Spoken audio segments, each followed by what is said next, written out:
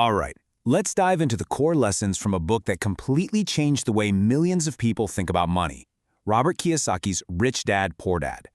We're going to break down his guide to financial freedom, and some of these ideas might just blow your mind. So it really all kicks off with this massive question, one that feels more relevant every single day. Why do the rich seem to get richer? Is it just that they earn more money, have better jobs, or is there something else, a different set of rules they're playing by? And here's the big reveal, the central idea of the whole book. It's not about how big your paycheck is. It's about your financial intelligence. It's about understanding the language of money, something most of us were never taught in school. So how do you get this financial know-how? Well, for Kiyosaki, his education came from a really unique place, his childhood. He had two father figures in his life, and they had completely opposite views on how money works. I mean, just look at the difference here. On one side, you have his poor dad, his actual father, who was brilliant, a PhD, and preached the traditional path. Go to school, get good grades, find a safe job. But on the other side was his rich dad, his best friend's father, who dropped out in the 8th grade and gave him totally different advice. Learn how money works so you can make it work for you. And this quote, wow, this really gets to the heart of their different psychologies. His poor dad had that common belief that wanting money is somehow greedy or evil. But his rich dad, he flipped it, saying it's the lack of money that causes all the real problems, the stress, the fear, the lost opportunities. That one shift in thinking changes absolutely everything. Okay, so you've got these two totally different mindsets, and they lead to wildly different results in life, all because of one single golden rule that Rich Dad taught him. Honestly, if you only take one thing away from this, it should be this. First up, you have to know what an asset is. And Rich Dad's definition is just genius in its simplicity. An asset is anything that puts money into your pocket. That's it. Simple as that. And a liability? Well, you guessed it, it's the exact opposite. It's anything that takes money out of your pocket. Now here's the crucial part. The rich spend their lives acquiring assets. The middle class? They spend their lives acquiring liabilities that they think are assets.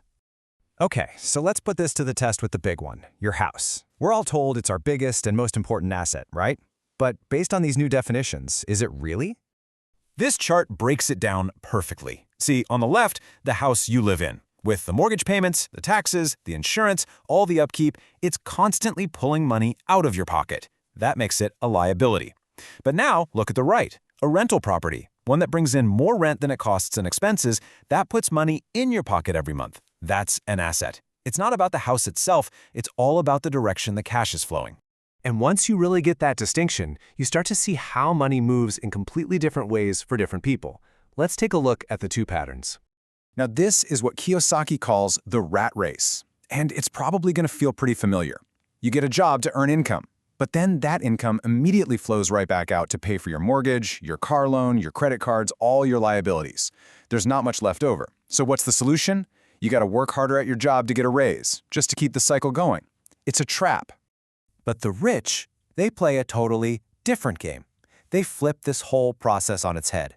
They use their income to buy assets first, and then those assets generate more income, which they use to buy even more assets. It becomes this incredible upward spiral of wealth creation. And that, right there, leads us to maybe the most famous line from the entire book. It's a complete paradigm shift. It's not about trading your hours for dollars. It's about building and buying things that make money for you, even when you're sleeping. So that all sounds great in theory, right? But how do you actually do this? How do you escape the rat race and start building up this powerful asset column for yourself? Rich Dad's advice was simple, but it's often misunderstood. He said, mind your own business. Now, he doesn't mean you should go quit your day job tomorrow. What he means is you have to realize that your job and your business are two separate things. Your job pays the bills right now. Your business is what you build in your spare time. That's your asset column. So what kind of business are we talking about here? Well, take a look.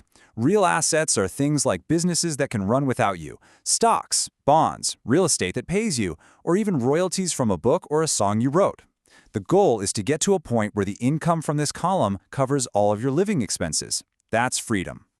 And that brings us to the final and honestly the most empowering section, mapping out your own path to get there. Because this isn't about luck or winning the lottery. It's about a deliberate process of education. And here's the best part. You don't have to be a Wall Street wizard or a certified genius to do this. What you need to do is focus on developing your financial IQ.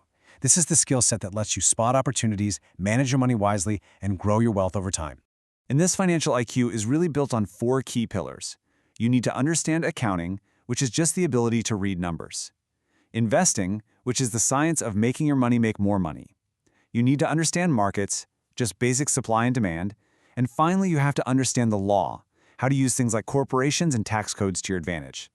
This is the real-world financial education that Rich Dad was all about. But really, when it all comes down to it, the single most powerful message in the book is this. Before you buy a single stock or a piece of real estate, you have to make the most important investment of all, the one you make in your own financial knowledge.